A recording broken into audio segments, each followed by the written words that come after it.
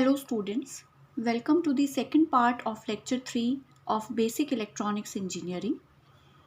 In the part 1, we discussed what is PN diode. We also discussed the formation of depletion layer in the PN diode, where we discussed the definition of potential barrier also. So in this part, we will be discussing the VI characteristics, and to understand the VI characteristics of PN diode, we have to understand the process of biasing. So let us start with biasing. That what is biasing?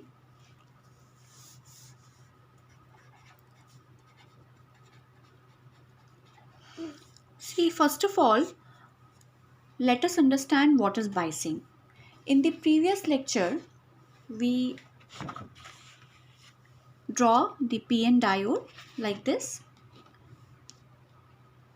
Now, in this diagram, we have not connected any external battery to this device. So this is called unbiased diode. That means we have not done any kind of biasing. So that is unbiased diode. Unbiased. But when we connect an external battery to this device, then it will be, this process of connecting an external battery is called biasing, and it will be called a biased diode. So always remember, the process of connecting an external battery, the process of connecting an external battery to any device, that is called biasing. Now, battery, how do you represent battery? The general representation is like this. So it can be connected in the two ways, either positive terminal first and the negative terminal secondly, और आप negative terminal को पहले रख सकते हो और positive terminal को बाद में. तो इस बेसिस पे कि आप बैटरी कैसे लगा रहे हैं, बाइसिंग दो तरह की हुई. एक बाइसिंग कहलाती है फॉरवर्ड बाइसिंग और एक होती है reverse biasing. So biasing is of two types, forward and reverse. Now let us see them one by one. What is forward biasing? Forward biasing. Let us draw the diagram.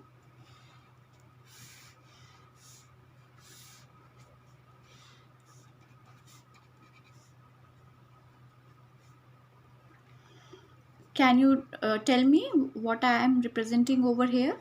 I am trying to represent depletion layer over here, and I have just drawn a very thin depletion layer because I have shown just one layer of ions, that is one on negative side, one layer, and one layer on positive ions, of positive ions. So what is forward biasing?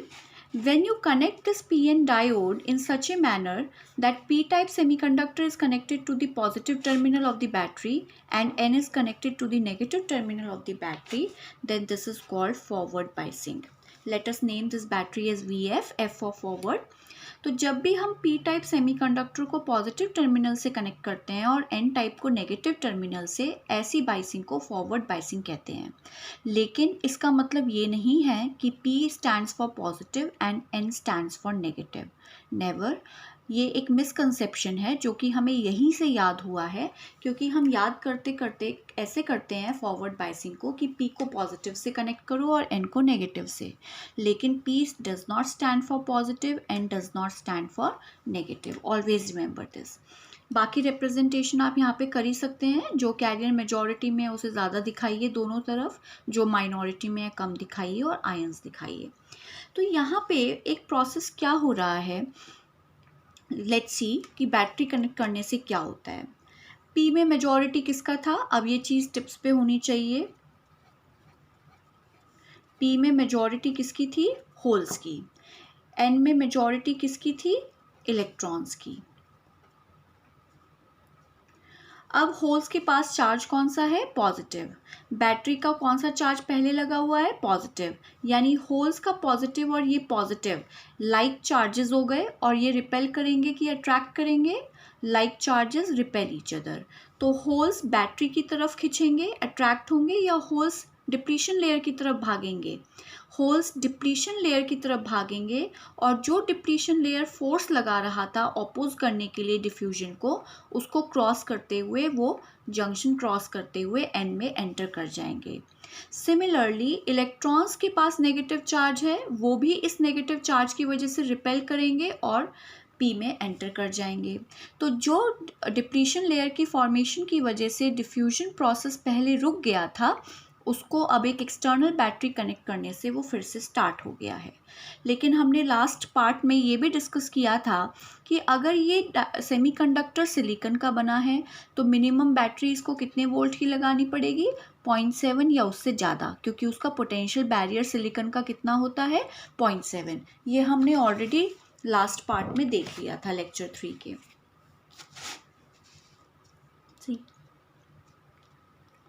तो अगर हमें overcome करना है silicon के case में battery से diffusion process जो stop हुआ है, हमें उसको हटाना है, डिफ्यूजन करंट फिर से स्टार्ट करना है, we need to apply a battery. देखिए बैटरी पहले हमने बैटरी लगाई और वो मिनिमम कितनी वैल्यू की होनी चाहिए? 0.7 या उससे ज़्यादा। अगर जर्मेनियम है तो मिनिमम 0.3 या उससे ज़्यादा। तो हमें बैटरी का मिनिमम वैल्यू 0.7 या 0.3 से ज़्यादा रखना होगा। So this is forward biasing.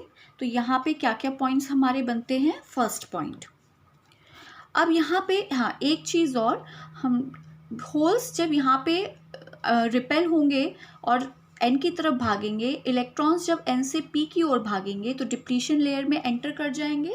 Depletion layer तो वो एरिया था जहाँ पे चार्ज कैरियर्स की कमी थी, लेकिन अब जब चार्ज कैरियर्स ही वहाँ पर ज़्यादा आ गए तो जो कमी थी वो क्या हो गई? उसका फैलाव कम की ज़्यादा? कम हो गया। So the extension of the depletion layer has decreased. So we will say that the width of depletion layer will decrease in the case of forward biasing. So first of all, depletion layer width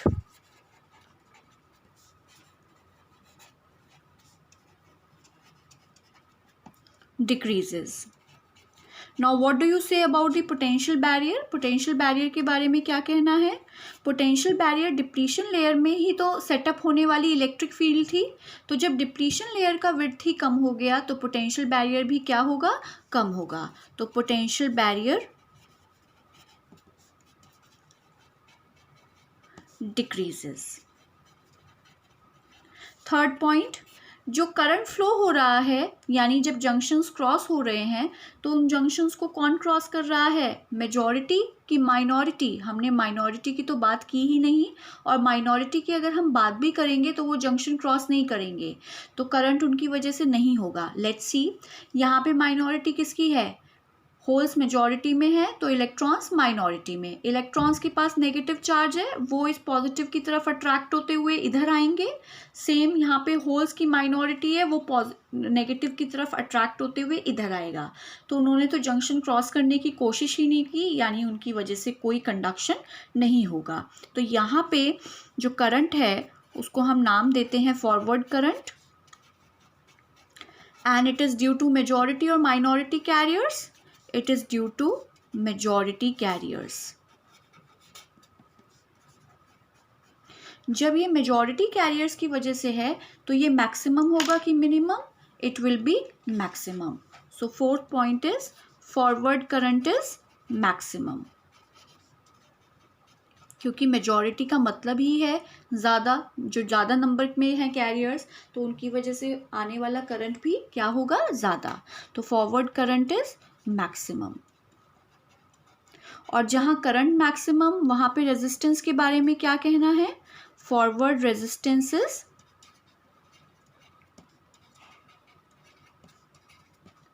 minimum. Forward resistance क्या है यहाँ पे? Minimum. और last point क्या रहेगा? Sixth point, हमने बात की कि ये बैटरी मिनिमम हमें कितने की लगानी है। अगर ये सेमीकंडक्टर सिलिकॉन का है तो 0.7 या उससे ज़्यादा, जर्मेनियम का है तो 0.3 या उससे ज़्यादा। तो हम पोटेंशियल बैरियर भी कोट कर लें यहाँ पे दोबारा कि potential barrier for silicon is equals to 0.7 volt and germanium equals to 0.3 volt. All right. So this is what is called potential barrier. Now let us in the same manner see reverse biasing.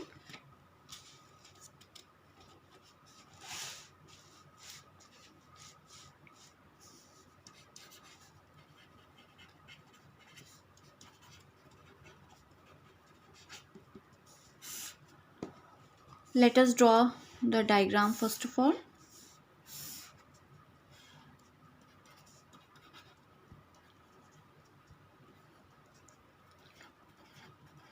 अब यहाँ पे आप एक चीज़ notice कर रहे होंगे कि मैं डिप्लीशन लेयर मैंने उसकी विड्थ ज़्यादा बनाई है.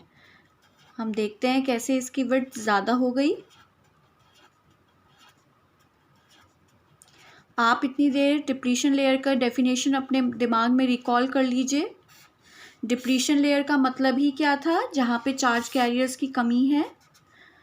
तो अगर किसी क्लास में से स्टूडेंट्स मूव कर गए तो for example students charge carriers हैं तो खाली सीट्स यानी डिप्लीशन लेयर की जो एक्सटेंशन है, फैलाव है, वो ज़्यादा हो जाएगा ऑब्वियसली अगर स्टूडेंट्स चले गए क्लास से बाहर. सिमिलरली यहाँ पर भी हो रहा है. सबसे पहले तो हम देख लें रिवर्स बायसिंग में बैटरी कैसे कनेक्ट करते हैं. जैसे हमने फॉरवर्ड में की थी उसका उल्टा.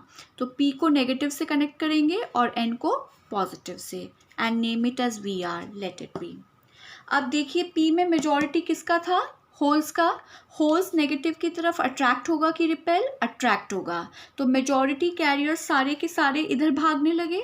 सिमिलरली इलेक्ट्रॉन्स भी किसकी तरफ अट्रैक्ट होने लगे? पॉजिटिव टर्मिनल की तरफ और इधर भागने लगे. तो उन्होंने तो जंक्शन क्रॉस करना ही नहीं चाहा. तो उनकी वजह से कोई कंडक्शन भी नहीं होगा, करंट भी नहीं होगा. तो यहाँ पे reverse current is not due to the majority carriers, or you can say the current due to the majority carriers is 0. Now अब जब मेजॉरिटी कैरियर्स ही दूर दूर हो गए यानी स्टूडेंट्स क्लास से बाहर चले गए तो डिप्लीशन लेयर यानी खाली सीट्स की जो कमी है वो क्या होगा? खाली सीट्स बढ़ जाएंगी या घटेंगी? बढ़ जाएंगी. तो यहाँ पे इसीलिए डिप्लीशन लेयर क्या हो गया? बढ़ गया. Depletion layer width increases. Now what do you say about the potential barrier? जब डिप्लीशन लेयर बढ़ेगा तो उसमें सेटअप होने वाली इलेक्ट्रिक फील्ड भी बढ़ेगी. तो potential barrier also increases. Third point. Now current is due to minority और मेजॉरिटी. मेजॉरिटी की वजह से तो हमने देख लिया करंट है ही नहीं. Let's see what is the scenario of minority carriers. P में माइनॉरिटी किसका था? इलेक्ट्रॉन्स का. Electrons in this negative charge will be repelled. Some electrons they are already in minority, वो तो ऑलरेडी नंबर में कम है. But some electrons will try to cross this depletion layer. Similarly यहाँ पे माइनॉरिटी किसकी है? होल्स की. होल्स का पॉजिटिव चार्ज और ये पॉजिटिव रिपेल यानी holes will try to cross the junction. तो these are already in minority और ये डिप्लीशन लेयर को क्रॉस करने की कोशिश करेंगे. तो जो भी करंट होगा बहुत छोटा सा होगा and that will be due to majority carriers. So reverse current को सिंपली रिवर्स करंट नहीं कहते. सबसे पहली बात रिवर्स सैचुरेशन करंट कहते हैं. और इसी का दूसरा नाम है लीकेज करंट, जो आपने सबसे पहले लेक्चर में पढ़ा था जब हमने पढ़ा कि why is silicon preferred over germanium. तो रिवर्स सैचुरेशन करंट को ही लीकेज करंट कहते हैं and it is due to minority carriers. जब ये माइनॉरिटी की वजह से है तो it will be small minimum और maximum it will be minimum. So reverse current is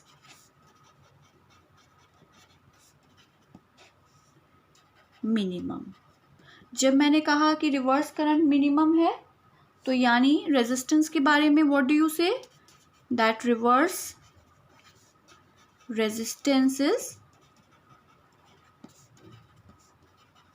maximum. Alright. Now इसमें जब लीकेज करंट की भी बात आ गई तो क्या हमें याद है कि रिवर्स करंट या लीकेज करंट सिलिकॉन का किस ऑर्डर में होता था? Reverse current for silicon is in the order of nano amperes and germanium, it is in microamperes. Do you remember that the reverse saturation current or leakage current is more in germanium than silicon, and therefore silicon is preferred? We read this in the very first lecture. And now seventh point comes, that why it is called saturation current. So reverse saturation current is so called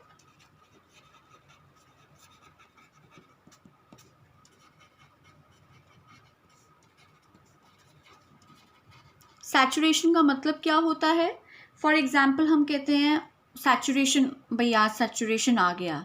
saturation means that first of all the value will increase quickly and then it will become constant. इसको कहते हैं saturation. तो reverse saturation current को saturation इसलिए कहा जाता है क्योंकि जो रिवर्स करंट फ्लो करता है, रिवर्स करंट जितना भी फ्लो करता है, it is very very less in amount. So reverse current attains its maximum value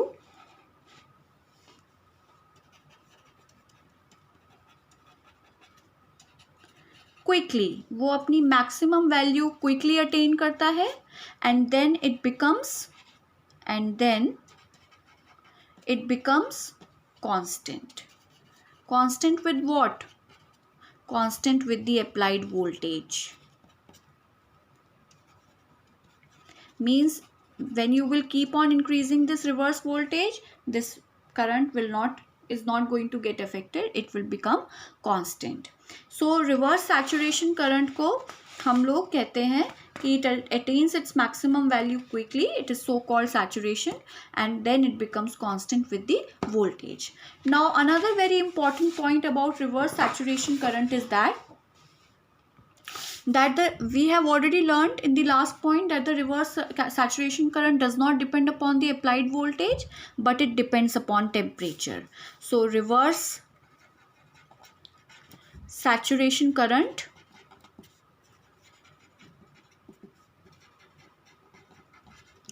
depends upon temperature. Now apply your common sense. आप अपना विजुअलाइज करिए पीएन सेमीकंडक्टर को. जब भी टेम्परेचर बढ़ेगा तो बताओ क्या होता है. हमने पढ़ा है ऑलरेडी कि जब टेम्परेचर बढ़ता है तो कोवलेंट बॉन्ड्स टूटते हैं. कोवलेंट बॉन्ड्स टूटेंगे तो चार्ज कैरियर्स फ्री होंगे, यानी इलेक्ट्रॉन्स और होल्स आएंगे. ठीक है. अब तो जब कैरियर्स बढ़ रहे हैं तो यानी माइनॉरिटी कैरियर्स भी बढ़ेंगे, और रिवर्स करंट किसकी वजह से है? माइनॉरिटी कैरियर्स की वजह से. तो माइनॉरिटी कैरियर्स जब बढ़ रहे हैं तो रिवर्स करंट भी बढ़ेगा. तो reverse saturation current depends upon temperature. It doubles it's value. जो रिवर्स सैचुरेशन करंट है वो उसकी वैल्यू डबल हो जाती है for every 10 degree Celsius rise in temperature. Her 10 degree Celsius rise in temperature के साथ रिवर्स सैचुरेशन करंट की वैल्यू भी क्या हो जाती है? Double. So it doubles it's value for every 10 degree Celsius rise in temperature. Always remember this point because this question has come many a times in the semester exams. How does the reverse saturation current depend upon temperature? So some students say that reverse saturation current increases with the increase in temperature. That is also fine, but the exact answer is it doubles its value for every 10 degrees Celsius rise in temperature. That means if for example the reverse saturation current is 10 microampere for 300 Kelvin, then at 310 Kelvin it will be I said 10 microampere initially. So for 310 degrees Celsius it will be 20 microampere. So it will double its value for every 10 degrees Celsius rise in temperature. So this is what is reverse saturation current. Now let's come to the very important aspect for which we have seen what is this biasing. That is the VI characteristics. Very very important. Will definitely come in your semester exams. VI characteristics of PN diode. जब भी हम बात करेंगे characteristics की तो उसका मतलब है एक ग्राफ ड्रॉ करना उस पर्टिकुलर सर्किट या डिवाइस का. और ग्राफ ड्रॉ हम करेंगे जब हम बात ही कर रहे हैं VI, तो that means between voltage and current.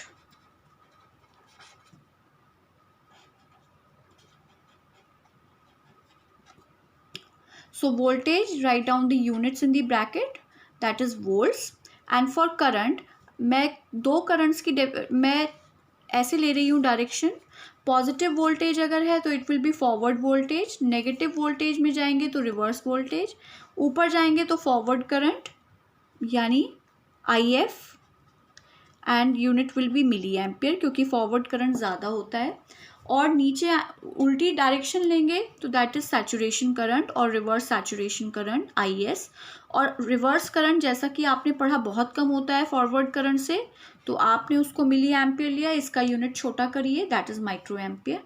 और यहाँ पे रिवर्स वोल्टेज, तो ये VF होगा, ये VR होगा, और इसका भी यूनिट क्या होगा, वोल्ट्स. तो सबसे पहले तो ये समझिए एक्सेस कैसे ड्रॉ की गई है.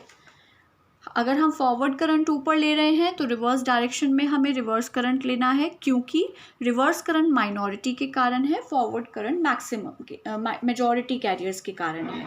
तो दोनों का डायरेक्शन उल्टा होगा, ऑपोजिट होगा. इसी तरह से फॉरवर्ड और रिवर्स वोल्टेजेस की भी डायरेक्शन ऑपोजिट रहेंगी. नाउ हम सबसे पहले फॉरवर्ड कैरेक्टरिस्टिक ड्रॉ करते हैं फॉरवर्ड बाइसिंग के बेसिस पे, जो हमने पॉइंट्स लिखे थे. तो वो उसका क्वाड्रेंट कौन सा रहेगा, ये, क्योंकि forward voltage and forward current.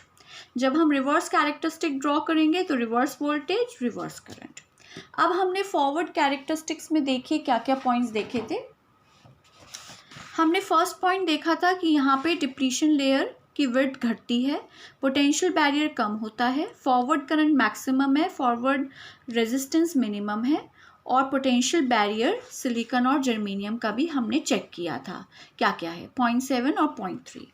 तो यहाँ पर कैसे हम लोग ड्रॉ करेंगे, हम लोग इस तरह से ड्रॉ करेंगे कि जब तक पोटेंशियल बैरियर नहीं क्रॉस हो जाता तब तक करंट नेग्लिजिबली बढ़ेगा.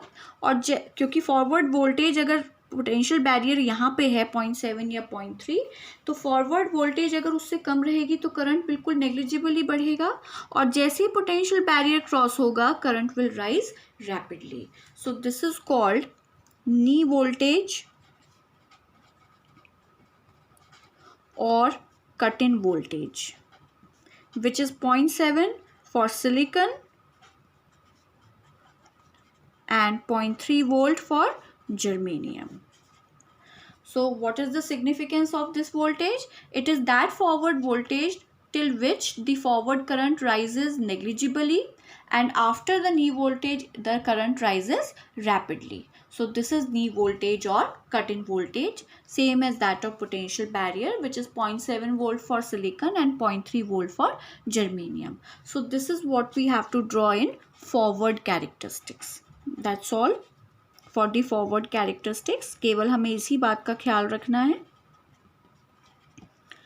अब अगर हम बात करें रिवर्स कैरेक्टरिस्टिक्स की, तो हमने वहाँ पे क्या क्या चीज़ें पढ़ी कि रिवर्स सैचुरेशन करंट जो है वो किसका ज़्यादा होता है, जर्मेनियम का ज़्यादा होता है. एनीवेज ये बात तो हम बाद में डिस्कस करेंगे. अभी फ़िलहाल हमने क्या क्या पॉइंट्स पढ़े थे कि डिप्लीशन लेयर का विड्थ बढ़ेगा, पोटेंशियल बैरियर भी बढ़ेगा, रिवर्स सैचुरेशन करंट जो है वो माइनॉरिटी की वजह से है इसलिए बहुत कम होगा, और रिवर्स करंट जो है वो वोल्टेज के साथ कांस्टेंट रहता है. तो यहाँ पे हमें वही शो करना है कि हमें करंट बहुत कम बढ़ाना है, अपनी मैक्सिमम वैल्यू वो बहुत जल्दी अटेन करेगा और उसके बाद वो क्या हो जाएगा, कांस्टेंट. ठीक है. सो ये इसीलिए रिवर्स सैचुरेशन करंट है, अपनी मैक्सिमम वैल्यू बहुत छोटी है जो कि उसकी वो जल्दी से अचीव किया और उसके बाद वो क्या हो गया, वोल्टेज के साथ कांस्टेंट. अब वोल्टेज बढ़ाने के साथ करंट पे कोई फ़र्क नहीं पड़ रहा, तो इसलिए ये कहलाता है रिवर्स सैचुरेशन करंट. लेकिन हर चीज़ की एक लिमिट होती है. एक पर्टिकुलर वोल्टेज के बाद जब आप इसको बढ़ाते जाएंगे रिवर्स को तो करंट बढ़ेगा. डोंट से कि करंट घट रहा है क्योंकि नीचे जा रहा है. सी दी डायरेक्शन ऑफ एरो, ये बढ़ती हुई डायरेक्शन है रिवर्स सैचुरेशन करंट की, वो बढ़ती हुई डायरेक्शन है फॉरवर्ड करंट की. तो हम जितना नीचे जा रहे हैं that means current is increasing rapidly. So this particular voltage after which the reverse current rises rapidly, that is called breakdown voltage. आपको थोड़ा बहुत 12th का भी याद आ रहा होगा. So this is called reverse characteristic. इसी को कहते हैं रिवर्स कैरेक्टरिस्टिक। तो फॉरवर्ड कैरेक्टरिस्टिक बनाते वक्त हमें ध्यान रखना है कि करंट को हम एकदम नहीं बढ़ा सकते, हमें उसको पोटेंशियल बैरियर तक नेग्लिजिबली इंक्रीज करना है, फिर वो तेज़ी से राइज करेगा। इस वोल्टेज को हम नाम देते हैं नी वोल्टेज और cut in voltage. Similarly reverse saturation current क्या था, बहुत कम है, ये देखिए जल्दी से उसने अपनी मैक्सिमम वैल्यू अचीव करके फिर वो कांस्टेंट हो गया, इसलिए वो कहलाया रिवर्स सैचुरेशन करंट।